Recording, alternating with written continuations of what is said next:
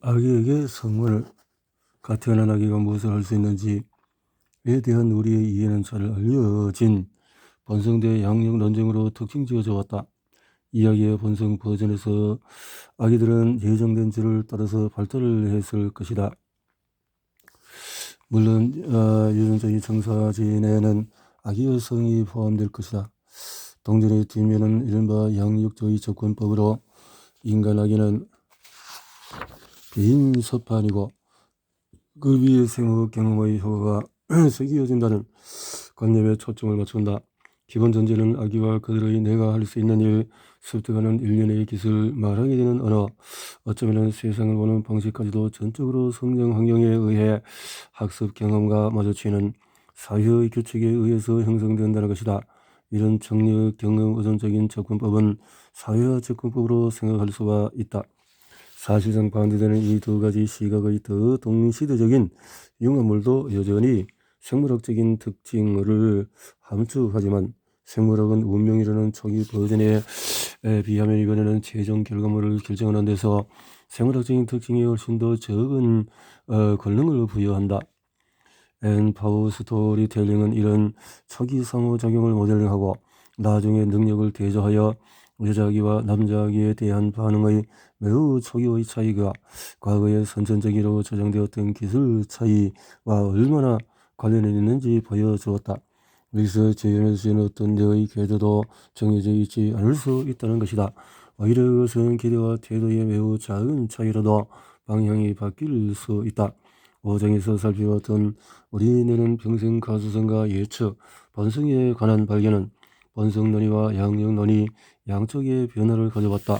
반면에 양력논의의 새로운 해석에서 뇌를 자동 완성 문자 입력기획한 것으로 상상한다면 아기뇌는 신생 심층 학습 체계의 첫 단계로 생각할 수가 있다.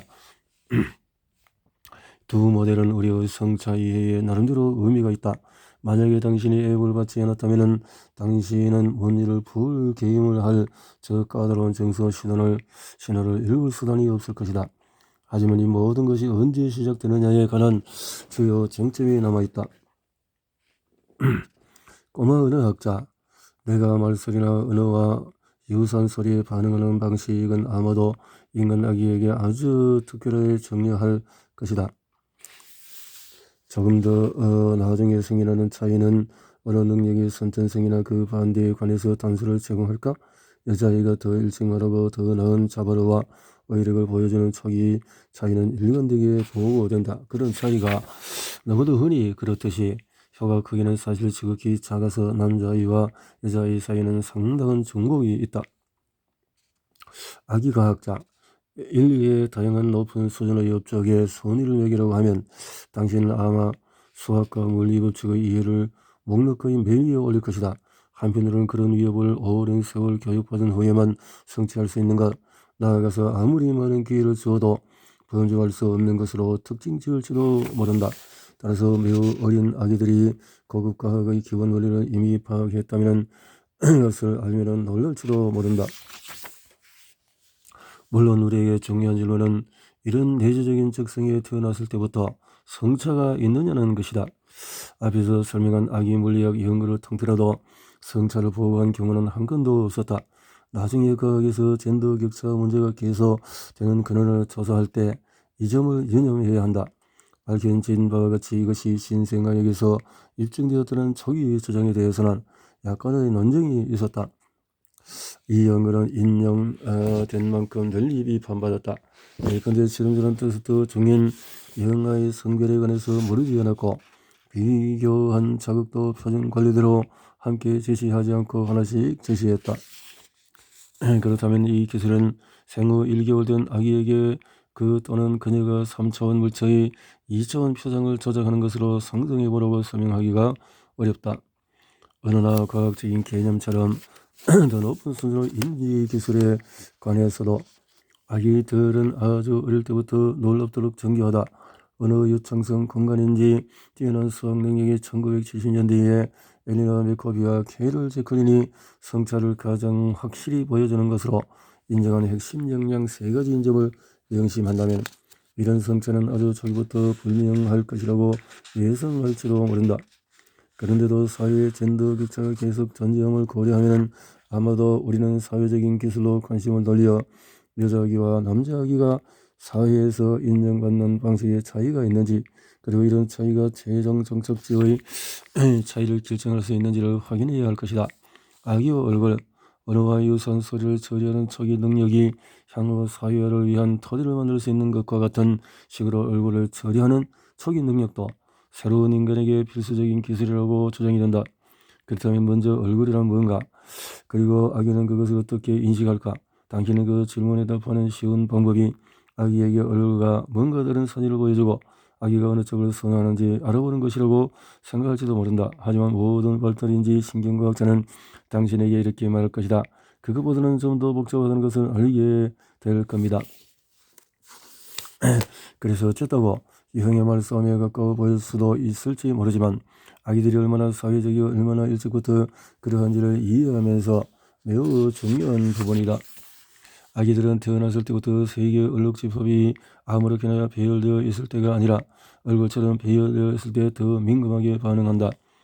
성인 여자는 죄인 기억과 같은 얼굴 처리 몇몇 측면에서 남자보다 낫다고 주장된다. 얼굴 죄인에 관한 많은 연구가 이 기술은 여성이 일반적으로 우울함을 확인했다. 어떤 연구는 이 우울성이 단지 여성이 여성 얼굴을 더 잘 기억하는 범위로 국한될지도 모름을 시사하지만 말이다. 그러나 이 특별한 기술은 어디에서 왔을까? 얼굴 처리 부분에서 여성 기술에 이런 영향을 주어지는 추가적인 측면은 여성의 정서적인 표현을 확실하게 대위되는 나는 겁에 질렸어요, 나는 황홀경에 빠졌어요의 얼굴 패턴뿐 아니라 나는 다소 실망했어요,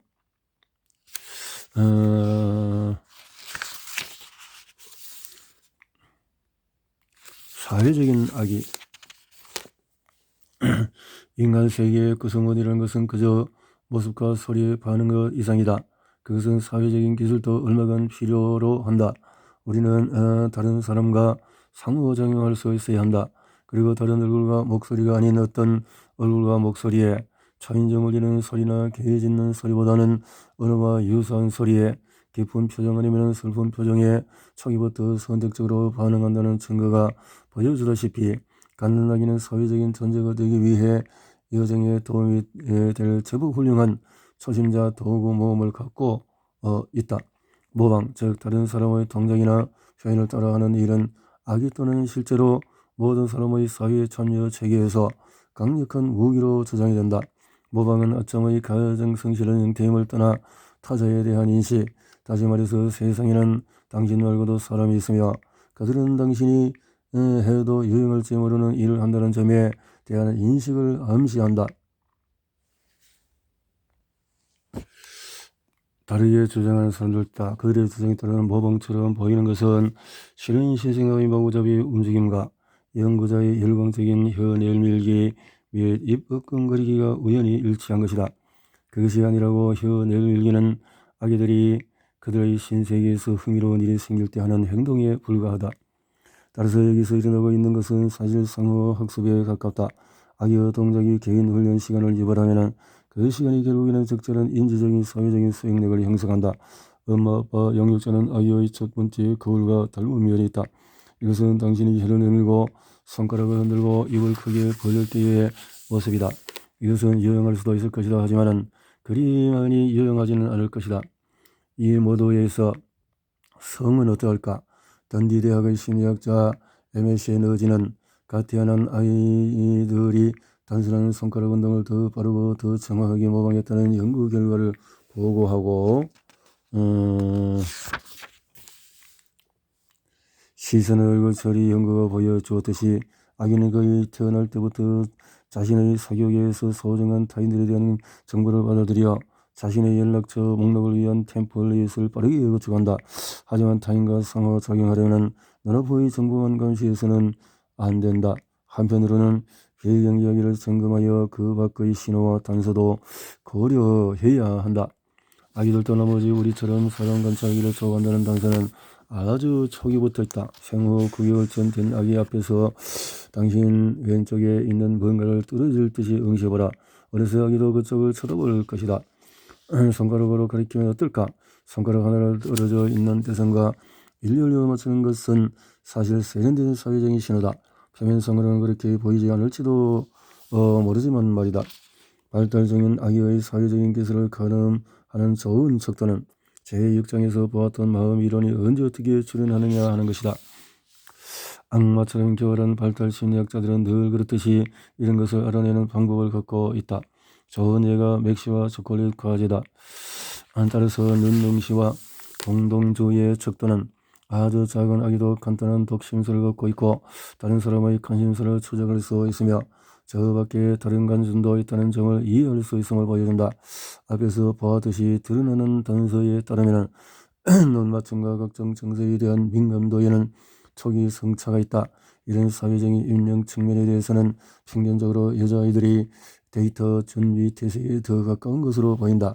4살의 이런 아이들은 대단히 정교하게 마음을 읽는 것처럼 보인다.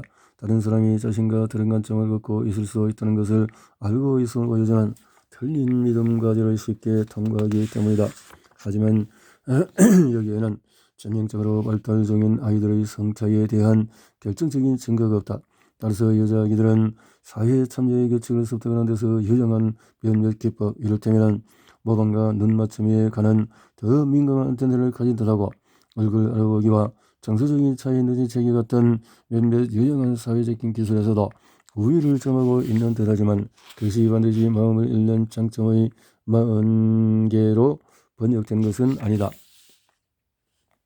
소와 치안 판사, 이런 각본을 그려보라. 한 판사가 3명이 연기하는 소와 독특적 도덕극을 관람하고 있다. 배우 중에서 노란 스웨터로 교별되는 한 명이 상자의 뚜껑을 열려 하고 있다. 상자 안에는 간절히 갖고 싶은 것들이 들어있지만 그는 굉장히 힘들어하고 있다. 혼자 힘으로 뚜껑을 열 수 없는 것이 분명하다.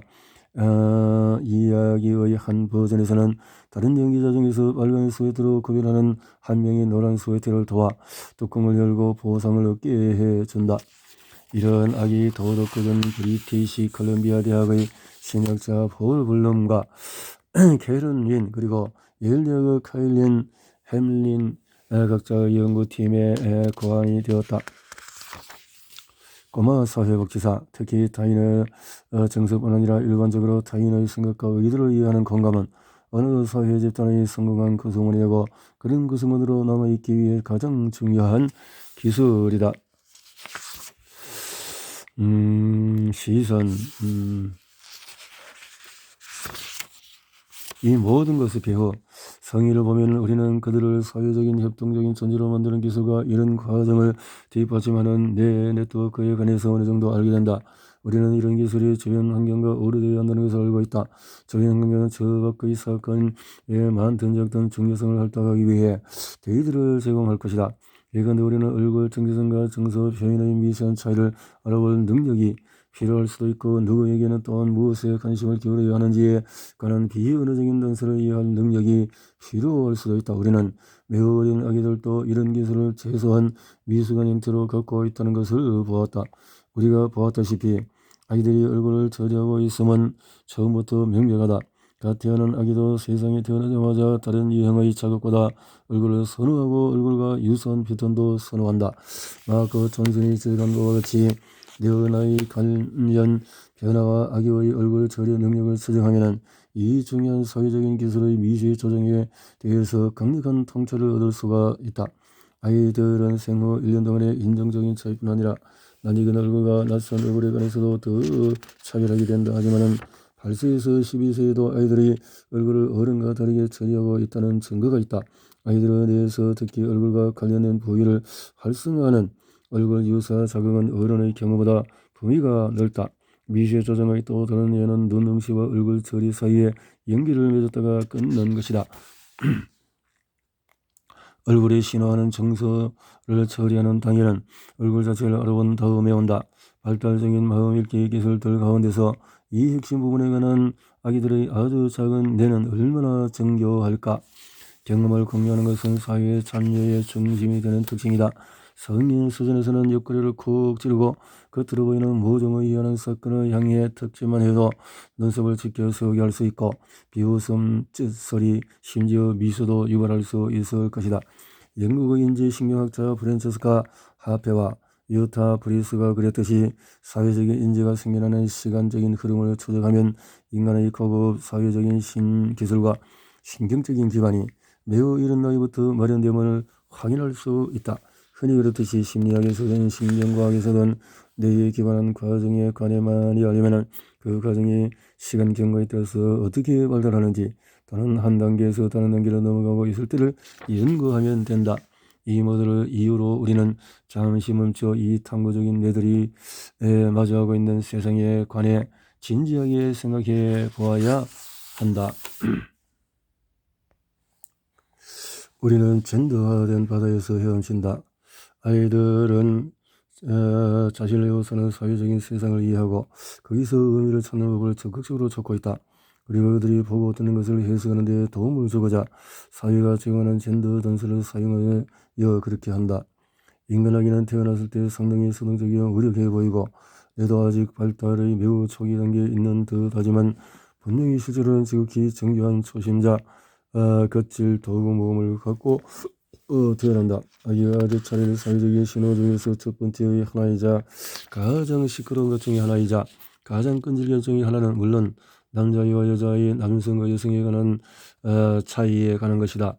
성과 젠더에 관한 메시지는 아기의 옷과 장난감에서 책, 교육, 고용, 매체를 거쳐 일성의 무심한 성차별에 이르기까지 당신이 보는 거의 것에 있다. 1982년 6월 내가 막 둘째 딸을 낳고 분만 병동에 있을 때다. 9명의 아기가 태어났다. 해트트릭을 기록한 월드컵에서 8명은 아들이고 1명만 딸이었는데 딸만 빼고 모두 다 게리를 올렸다. 나도 유혹을 받았다.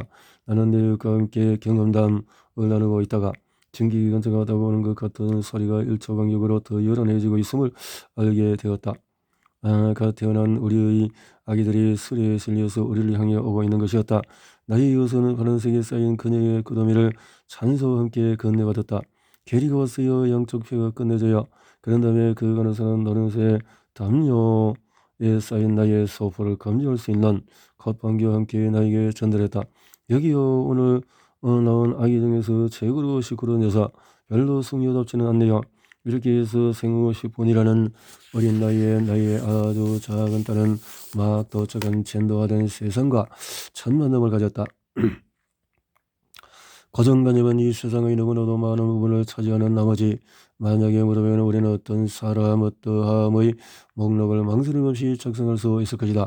그리고 그런 조사의 결과를 동료나 이웃이 작성한 것과 비교하면 의견이 높은 수준으로 일치함을 알게 될 것이다. 고정관념의 인지적인 지름길이다. 우리의 머릿속 사진은 그것은 우리가 사람이나 상황이나 사건을 마주칠 때 또는 마주치기를 기대할 때 우리 뇌가 자동 완성 문자 입력을 하며 틈새를 메우게 해줌으로써 결과적으로 우리의 행동을 안내할 유용한 사전 확률을 재빨리 생성하게 해준다. 과거 1960년대 말에 심리학자로 구성된 어느 팀이 고정관념 설문지를 고안했다. 그들은 대학생들에게 남성의 전형적이거나 여성의 전형적이라고 생각하는 행동, 태도, 성격 특징을 열거해달라고 했다. 여성의 전형적인 특징을 한 꼭지로 묶었고 남성의 전형적인 특징을 다른 꼭지로 묶었다. 75% 이상의 의견이 일치한 41개의 항목을 고정관념 라벨로 선정을 했다.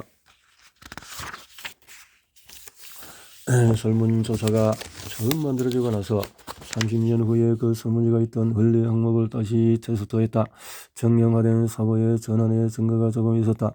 남성의 전형적이거나 여성의 전형적이라고 자신있게 평가한 항목 수가 다소 줄었다. 하지만 별개의 리뷰가 제시한 의견은 달랐다. 여기서 연구자들은 동일한 설문지를 통해서 1983년과 응답과 2014년의 응답을 비교했다.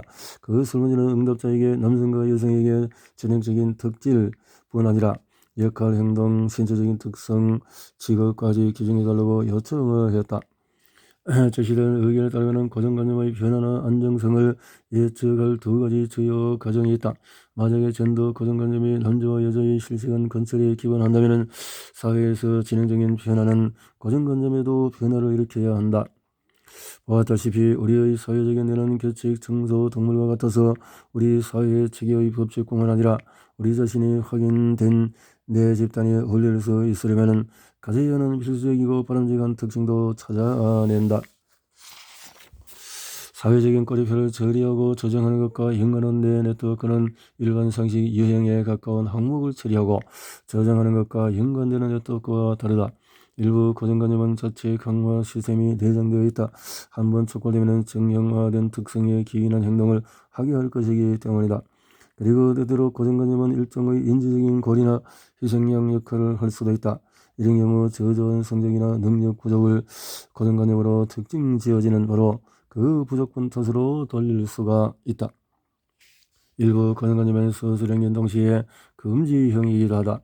능력이나 기질의 부정적인 측면을 강조할 뿐 아니라 어떤 종료 활동이 계명을 받을 대상자에게 적합하거나 적합하지 않은지에 관해 법을 정하는 것처럼 보인다.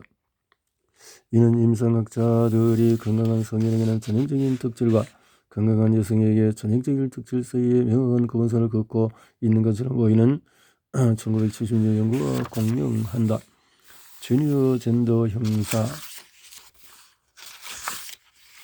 핑키피케이션. 만약 어떤 것이 21세기 사회적인 성차 신호를 특정짓는다면 그것은 여자아이는 분홍, 남자아이는 파랑에 대한 강조의 증거일 것이다.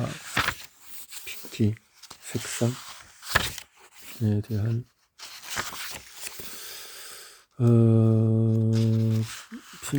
핑키.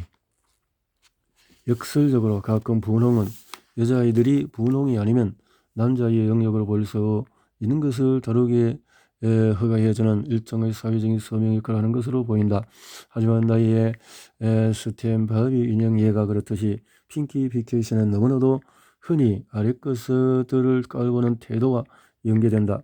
공학이나 과학을 미모와 립스틱과 연결하여서 문자 그대로 장밋빛 안경을 통해 이성적으로 물어보도록 하지 않는 한 당신의 여성이 공학이나 과학의 짜릿함에 진지함과 관심을 두도록 할 수 없다는 것이다.